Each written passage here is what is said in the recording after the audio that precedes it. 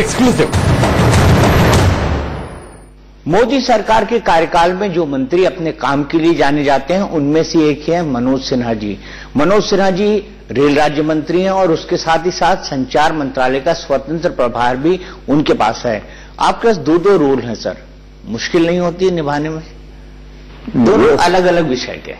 मुझे अभी तक किसी मुश्किल का सामना करना नहीं पड़ा, तो मुझे लगता है काम करिए तो चीजें आसान हो जाती हैं। हाँ, काम करें तो वाकई चीजें आसान होती है और नॉलेज भी बढ़ती है। दूसरी बात मैं आपसे जानना चाहूंगा कि जो सबसे चैलेंजिंग मंत्रालय आपका है वो संचार मंत्रालय है, क्योंकि उसको दुनिया के फ्यूचर के साथ भी जोड़ना है, उसके देश के फ्यूचर को भी जोड़ना है, और सबसे जो अहम चीज है वो आज की तारीख में संचार है। एक आदमी दूसरे आदमी से कितनी जल्दी और कैसे बात कर सकता है।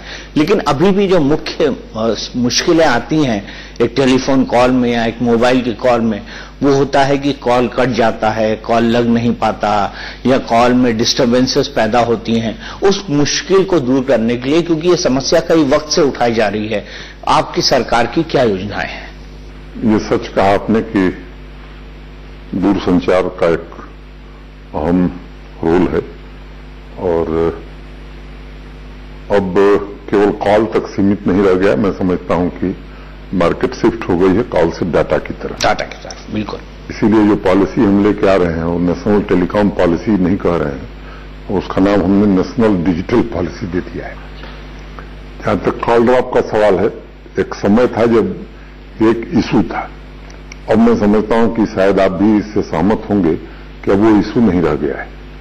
और अगर मैं बात करूं तो किसी भी अच्छे कनेक्टिविटी के लिए इंफ्रास्ट्रक्चर की जरूरत होती है, और इसका इंफ्रास्ट्रक्चर है टावर है, बीटीएस है।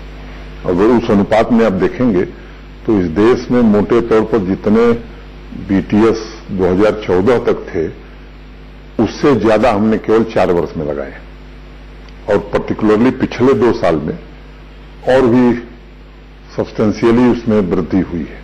तो इसके कारण इस समस्या में काफी निजात लोगों को मिली है समस्या का।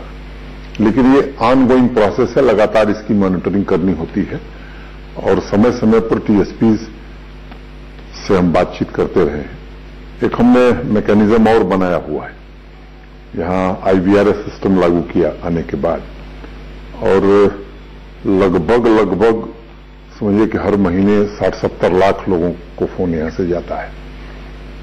जो उसमें कठिनाइयां हैं, आप फ्रीक्वेंट कॉल ड्रॉप आपको मिलती है हां या नहीं, घर में है हां या नहीं, जिस जगह आप जाते हैं कौन सा ऐसा स्थान है जहां फ्रीक्वेंट कॉल ड्रॉप से आपका सामना होता है। तो ये एनालिसिस करके हम टीएसपी को बताते हैं, टेलीकॉम सर्विस प्रोवाइडर्स को, और मुझे लगता है कि वो इसको कंप्लाई करते हैं। इससे काफी सुधार हुआ है। एक बात मैं जरूर इसमें जोड़ना चाहूंगा कि जो लोग टेक्नोलॉजी जानते हैं उन्हें ये बात मालूम है कि वायरलाइन नेटवर्क जो है वो रिलायबल नेटवर्क होता है, वायरलेस नेटवर्क रिलायबल नेटवर्क नहीं होता है। हमारे देश की जो दिक्कत थी, वायरलाइन नेटवर्क हम पूरा खड़ा नहीं कर सके थे, वायरलेस पर हम सीधे चले गए मोबाइल के कारण। तो फाइबर इस देश में बहुत कम था, लेकिन अब उस दिशा में भी हम काफी आगे बढ़े हैं। 2014 तक इस देश में 7 लाख किलोमीटर ऑप्टिकल फाइबर बिछा हुआ था, जो अब 14 लाख किलोमीटर से ज्यादा हो गया। तो मैं मानता हूं कि इसमें काफी आगे बढ़ गया है देश। एक कठिनाई जरूर हमें आती है, खासतौर से जहां पढ़े लिखे लोग ज्यादा हैं। शहरों में, बड़े शहरों में समस्या है टावर लगाने में। कई लोगों को भ्रम हो गया कि इससे कई प्रकार की बीमारी होती है, कैंसर होता है सबसे बड़ा, और कुछ लोगों ने इसको फैलाया हुआ है, जबकि इसमें कोई सच्चाई नहीं है। वर्ल्ड हेल्थ ऑर्गेनाइजेशन ने अब तक इस पर अनेक प्रकार के शोध किए हैं और अध्ययन किए हैं। 25,000 रिसर्च पेपर इस पर पब्लिश हुआ है, और किसी एक में ये बात नहीं कही गई है कि इससे इस रेडिएशन के दुष्प्रभाव के कारण किसी को कैंसर या कोई गंभीर और घातक बीमारी होती है। और इसका भी हमने समाधान किया। एक तरंग संचार पोर्टल करके मंत्रालय ने 1 मई 2017 को ही हमने लॉन्च किया था, और उसमें देश का हर नागरिक देश के किसी भी टावर से कितना रेडिएशन हो रहा है ये उससे जान सकता है। किसी को संदेह है कि हमारे बगल के टावर से कितना रेडिएशन है, हमारे स्वास्थ्य पर इसका कुप्रभाव है, तो वो चाहे तो ये भी हमने व्यवस्था की हुई है कि यहाँ हमारी टर्न फील्ड यूनिट के ऑफिसर्स हैं, उनको 4,000 रुपये आप जमा करिए, वो जाएंगे जांच करके ऑथेंटिकेटेड सर्टिफिकेट दे देंगे। एक दूसरी बात मैं कहना चाहूंगा कि जो दुनिया भर में नॉर्म है रेडिएशन के, तो हमारे देश का कानून उससे 10 गुना कड़ा है, 7 गुना कड़ा है। तो मैं पूरे देश को आश्वस्त करना चाहता हूं आपके माध्यम से कि ये लो लेवल रेडिएशन से, खासतौर से जो मैग्नेटिक फील्ड बनती है, आदमी के स्वास्थ्य पर कोई दुष्प्रभाव नहीं पड़ता है। दूसरी जो सबसे महत्वपूर्ण बात है, उसमें ये देखने को मिला है कि जो टेलीकॉम कंपनीज होती हैं, वो पैसों को बचाने के लिए या कुछ पैसे सेव करने के लिए टावर्स लगाने में हिचकिचाती हैं, या उनको ये लगता है कि ये टावर न लगाए जाएं तो इसके बिना भी काम चलता है। सरकार इसको रेगुलेट करने के लिए क्या कर रही है? एक बात तो ये समझिए कि इतना कंपटीशन है इस सेक्टर में कि अब टावर न लगाने वाली सोच से बाहर लोग निकल गए। और आप देख रहे हैं कि कितनी तगड़ी प्रतिद्वंदिता है, और मैं इस बात के लिए उनकी सराहना करूंगा कि पिछले 2 वर्षों में जो उन्होंने कमिटमेंट दिया था उसको पूरा किया है। एक काम और हमने किया है कि ये इंफ्रास्ट्रक्चर, चाहे वो एक्टिव हो चाहे पैसिव हो, उसके शेयरिंग की अनुमति हमने दे दी। तो अब केवल टीएसपी टावर लगाना ये जरूरी नहीं है। अब कई इस प्रकार की कंपनियां आ गई हैं जो खुद टावर लगा रही हैं और टीएसपी उनसे शेयर कर रहे हैं। अब इस तरह की कंपनियां भी आ गई हैं, मतलब सब कुछ शेयरिंग हो रहा है, कॉस्ट बच रहा है इससे। हाँ, कॉस्ट बच रहा है। तीसरी अगर हम बात करें सर, तो हम मोबाइल पोर्टेबिलिटी की बात करते हैं। क्या ये 100% एग्जीक्यूट हो चुकी है? क्योंकि अभी भी पोर्टेबिलिटीज में कई तरह के इश्यूज लोगों को देखने को मिलते हैं कि अगर आपने एक फोन की कंप्लेन लिखा दी तो 10 फोन आने लगते हैं आप पे कि आप क्यों पोर्टेबल कराना चाहते हैं, आप इसी कंपनी के नंबर को क्यों नहीं रखना चाहते हैं, और एक तरह से बर्डन क्रिएट हो जाता है आदमी के साथ। वैधानिक तौर पर पोर्टेबिलिटी में कोई कठिनाई नहीं है। ये जरूर है कि व्यापारिक दृष्टि से हर आदमी चाहता है कि मेरा कंज्यूमर मेरे साथ बना रहे, तो वो प्रयास कर सकता है आपको कन्विंस करने का। लेकिन जो वर्तमान ट्राई के निर्देश हैं उसमें देश के किसी नागरिक को नंबर पोर्ट करने में कोई दिक्कत नहीं है। हाँ, पहले ये स्थिति थी कि ऑल इंडिया पोर्टेबिलिटी नहीं थी, हमारी सरकार ने उसे ऑल इंडिया पोर्टेबिलिटी कर दिया है। दूसरी बड़ी चुनौती 4G को लेकर है। अभी भी हमने ये देखा कि 3G तो चल जाता है, फोन पे भी अभी 4G इंप्लीमेंट हो चुका है डेली में। अगर आप अपने टेलीफोन को देखें तो उसमें 3G ही लिखा आता है। क्या कारण है कि वो 4G तक नहीं जा पा रहा है? उसको इस तरह समझिए कि जो टेक्नोलॉजी है वोल्ट की, तो जियो ने उसको पूरी तरह से लागू किया। बाकी जो सर्विस प्रोवाइडर्स हैं वो लागू करने की प्रक्रिया में है। जैसे एयरटेल काफी हद तक आगे बढ़ गया है और उसी दिशा में आइडिया और वोडाफोन जा रहे हैं। तो ये ट्रांजिशन फेज है, लेकिन जिस गति से आगे बढ़ रहे हैं, कई हिस्सों में 4G की सुविधाएं उपलब्ध हैं और मुझे लगता है कि देश के हर हिस्से में उपलब्ध हो जाएगा। हर हिस्से में 4G उपलब्ध हो जाएगा, तो उससे एक कंज्यूमर डाटा जो कंज्यूम करता है उसको किस किस तरह के फायदे होने वाले हैं अगर 4G की कनेक्टिविटी उसको मिल जाती है? तो मोटे तौर पर एक तो डेटा की स्पीड, वीडियोज, ये सब स्पष्ट रूप से आदमी देख सकेगा। एजुकेशन, हेल्थ, एग्रीकल्चर, ये ऐसे सेक्टर हैं जिसमें इसका हम उपयोग कर सकते हैं। और मुझे लगता है कि अगर ओवरऑल आप पिक्चर देखें तो आज डेटा कंजम्पशन जिस हिसाब से बढ़ा है इस देश का, अमेरिका और चाइना को जोड़ दीजिए तो उससे ज्यादा डेटा कंज्यूम हमारे देश के लोग एक महीने में कर रहे हैं।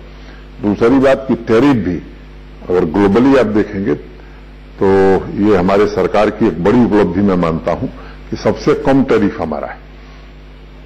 आपको खुद ध्यान होगा कि 2014 तक 300 रुपए पर जीबी, अब भटके हुए 2125 रुपया पर जीबी आ गया है। तो ये जनता के हित में काम करने वाली सरकार है और इस तरह के अनेक निर्णय हमारे विभाग ने किए हैं। एक छोटे से आपके डाटा एनालिसिस की तरफ mobile analytics company open signal है जिसने 4G की औसत स्पीड के आधार पर 88 देशों की सूची तैयार की है। उसमें भारत का नाम काफी नीचे स्थान पर है, ऐसा क्यों? ये सच है और इस सच्चाई को हम स्वीकार करते हैं कि हमारी स्पीड वैसी नहीं है जैसी होनी चाहिए। लेकिन मैं आपको आश्वस्त करना चाहता हूं, कुछ उपाय हमने किए हैं, जल्द ही उसके परिणाम दिखेंगे। स्पीड में भी हम दुनिया के गिने चुने देशों जो पॉलिसी लेकर के हम आ रहे हैं तो उसमें मुख्य रूप से ये 3-4 बातों का हमने ध्यान रखा है। ब्रॉडबैंड फॉर ऑल, माने देश के हर आदमी को ब्रॉडबैंड की सुविधा हो, ये 2022 तक हम उपलब्ध कराना चाहते हैं। जो हमारी रैंकिंग आज प्रेजेंट है 134वें स्थान पर हमें दुनिया में, तो विद इन 50 हम आ जाए। और केवल यह नहीं, पूरा इकोसिस्टम हम उस तरह का बनाना चाहते हैं। सामान्य तौर पर जो टेलीकॉम सेक्टर की प्रोजेक्ट्स हैं उसको आप देखें तो अभी तक इंडिजिनस टेक्नोलॉजी और इंडिजिनस इक्विपमेंट का प्रयोग कम होता था। भारत नेट ये पहला प्रोजेक्ट है जो पूरी तरह 100% इंडियन टेक्नोलॉजी से बना है और इक्विपमेंट भी 1 पैसे का हमने इंपोर्ट नहीं किया है। मैं समझता हूं कि उस दिशा में हम आगे बढ़ना चाहते हैं। 4G नहीं, अब हम 5G की बात कर रहे हैं। We miss the bus of 3G and 4G, but मुझे लगता है कि इस बार दुनिया के किसी देश में जो 5G लॉन्च होगा तो हम उस तैयारी में कि उसके साथ ही भारत भी 5G लॉन्च करेगा। 5G तो लॉन्च करेंगे आप, लेकिन दूसरी एक खबर आ रही है MTNL और BSNL के मर्जर की, तो इसमें कोई सच्चाई है सर कि MTNL और BSNL का मर्जर? प्रस्ताव मर्जर का नहीं, MTNL और BSNL के। हाँ, ये जरूर है कि BSNL अब ऑपरेटिंग प्रॉफिट में है और अच्छा कर रहा है। इस तगड़ी प्रतिद्वंदिता के बाद BSNL की विशेषता समझिए कि बाकी जहां सर्विस प्रोवाइडर्स अपना कंज्यूमर बेस खो रहे थे, BSNL एक ऐसा सर्विस प्रोवाइडर है जिसका कंज्यूमर बेस बढ़ा है और पिछले 3 साल से वो ऑपरेटिंग प्रॉफिट में है। अभी जो टेलीकॉम कमीशन ने निर्णय किए हैं, मैं मानता हूं कि आने वाले दिनों में BSNL बहुत ही अच्छी स्थिति में आएगा। MTNL की कुछ व्यवहारिक कठिनाई रही है। एक स्पेक्ट्रम उनको जबरदस्ती दिला दिया गया और वो बैंक से लोन लेकर के स्पेक्ट्रम लिए थे, जिसके इंटरेस्ट देने में उन्हें काफी दिक्कत है। हम अभी 190 करोड़ रुपए का इन्वेस्टमेंट उन्होंने अपने नेटवर्क के लिए करने का प्लान बनाया है और शुरू भी कर दिया है मुंबई और दिल्ली में। मुझे लगता है कि सर्विस उससे बेहतर होगी, सेवाएं बेहतर होंगी।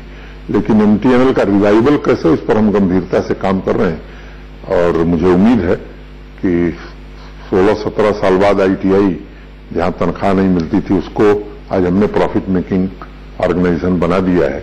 BSNL ऑपरेटिंग प्रॉफिट में आ गया है, तो MTNL भी उसी रास्ते पर आगे आएगा। चलिए, MTNL के दिन अच्छे हों, क्योंकि हमको पता है एक दिन वो लाइन लगी होती थी जब MTNL का एक फोन कनेक्शन पाने के लिए लंबी लंबी लाइनें लगती थी और लंबे लंबे सिफारिशी पत्र लगा करते थे। आपके दूसरे मंत्रालय की तरफ आता हूं। दूसरा मंत्रालय में जो सबसे ज्यादा प्रॉब्लम है वो ये है कि बिना कोहरे या बिना किसी व्यवधान के भी ट्रेनें लेट हो रही हैं, और लंबे समय से क्यों? विशेष तौर पर इधर ट्रेनें लेट हुई और उसके पीछे एक कारण था, ट्रैक रिन्यूअल का काम लंबे समय से रेलवे में पेंडिंग था। 1-2 दुर्भाग्यपूर्ण घटनाएं पिछले दिन हुई, तो इसलिए पूरे मंत्रालय का ध्यान मुख्य रूप से इस पर था कि ट्रैक रिन्यूअल के काम को प्राथमिकता के आधार पर हम करें और दुर्घटना रहित भारतीय रेल बनावें।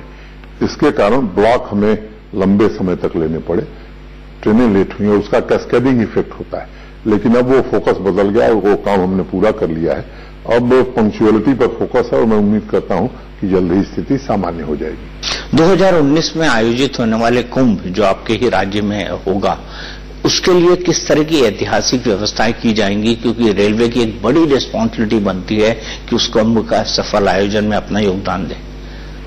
अभी मैं 9 तारीख को गया था और वहां एक रिव्यू किया था हमने। स्टेट गवर्नमेंट के भी अधिकारी थे, भारतीय रेल के भी अधिकारी थे, बोर्ड के भी लोग थे।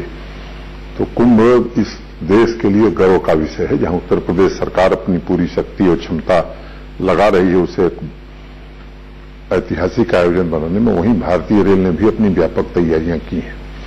लगभग 2200 करोड़ रुपए के नए काम हम इलाहाबाद और आसपास कर रहे हैं। 1000 स्पेशल ट्रेन चलाने का हमने तय किया हुआ है और उसकी पूरी व्यवस्था हम कर रहे हैं। तो मैं मानता हूं कि भारतीय रेल इस तरह का इंतजाम करेगी कि देश के विभिन्न हिस्सों से जो लोग आते हैं उनको भी, और बाहर से भी कोई आता है तो अच्छा अनुभव हो। एक आपकी जानकारी में मैं और बात लाना चाहता हूं कि उसी दौरान प्रवासी भारतीय सम्मेलन भी है वाराणसी में। तो अनेक प्रवासी लोग कुंभ स्नान करने के लिए वाराणसी से हम स्पेशल ट्रेन से उन्हें इलाहाबाद ले जाएंगे स्नान के बाद फिर 26 जनवरी को वो दिल्ली आएंगे। ये व्यवस्था भी भारतीय रेल कर रही है। और केवल रेलवे नहीं, संचार की दृष्टि से भी वहां सबको अच्छी कनेक्टिविटी मिले, इसका भी इंतजाम हम कर रहे हैं। तो भारत सरकार पूरी तरह से कुंभ के आयोजन को दृष्टिगत रखते हुए अपनी तैयारी कर ली है और मैं उम्मीद करता हूं कि अब तक जो आयोजन हुए उससे काफी बेहतर आयोजन हम कर सकेंगे। अगर हम राजनीति की बात करें, क्योंकि आप आज से नहीं दशकों से राजनीति में जुड़े हुए हैं, क्या आपको लगता है 2019 का चुनाव बीजेपी के लिए एक विशेष चुनौती होगा? ऐसे में जब कांग्रेस, समाजवादी पार्टी, बहुजन समाज पार्टी और राष्ट्रीय जो लोक दल है अजीत सिंह जी की पार्टी, वो साथ मिलकर चुनाव लड़ेंगे जैसे हम कैराना के उपचुनाव में देख रहे हैं? स्वाभाविक रूप से इन लोगों के मिलने से एक वातावरण बनता है, लेकिन अगर 2019 लोकसभा के चुनाव की दृष्टि से जब हम देखते हैं तो मुझे लगता है कि पिछले 4 वर्षों में मोदी जी के नेतृत्व में जो काम सरकार ने किया है उसका व्यापक असर है जनता में। और केवल इसलिए कि हम सब मिलें कि मोदी जी न रहें या भाजपा न रहे, इसको जनता स्वीकार नहीं करेगी। और मुझे लगता है कि 2019 हमारे लिए कोई चुनौती भरा चुनाव नहीं होगा।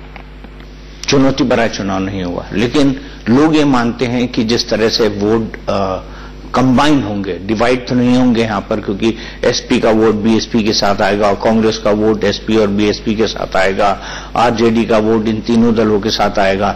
तो जो सम होगा, जो जोड़ होगा उनका, वो भारतीय जनता पार्टी से कहीं ज्यादा होगा।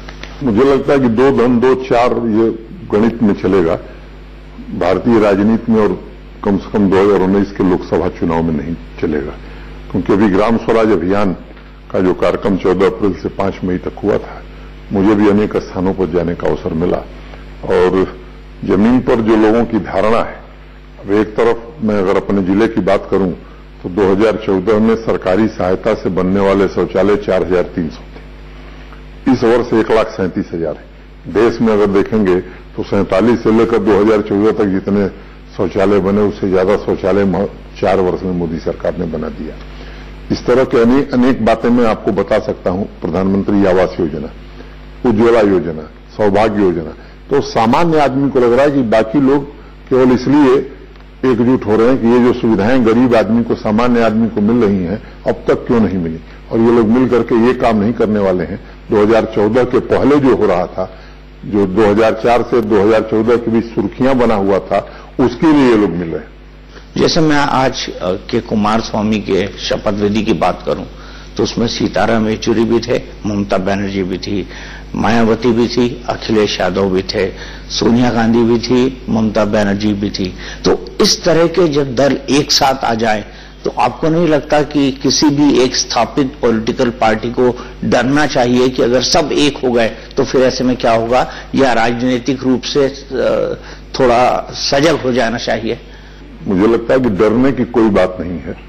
कांग्रेस का यह दिन आ जाए कि वो कुमार स्वामी के आगे समर्पण करें और सीताराम येचुरी या सीपीएम की ये स्थिति हो जाए कि ममता बनर्जी के सामने समर्पण करें, तो मैं मानता हूं कि भारतीय जनता पार्टी की बढ़ती हुई ताकत है। इसके भय के कारण ये लोग इकट्ठे हो रहे हैं। इनके पास कोई इस देश के लिए कोई प्रोग्राम नहीं है। तो केवल एक कारण है मोदी और भारतीय जनता पार्टी की बढ़ती हुई ताकत। मुझे लगता है इस बात को जनता समझेगी और जो काम मोदी सरकार में हुआ है निश्चित रूप से जनता उसको सराह रही है और फिर से हमें जनादेश देगी। क्या उत्तर प्रदेश में 2014 का गणित 2019 में बीजेपी दोहरा पाएगी? 73 सीट्स कोई कम नहीं होती है। मुझे इसमें लगता है कोई संदेह नहीं है और शायद हम थोड़ा बेहतर करें। शायद बेहतर करें। और ये जो गणित है, ये आपको लगता है कि लोकसभा में ये चमत्कार फिर से होगा?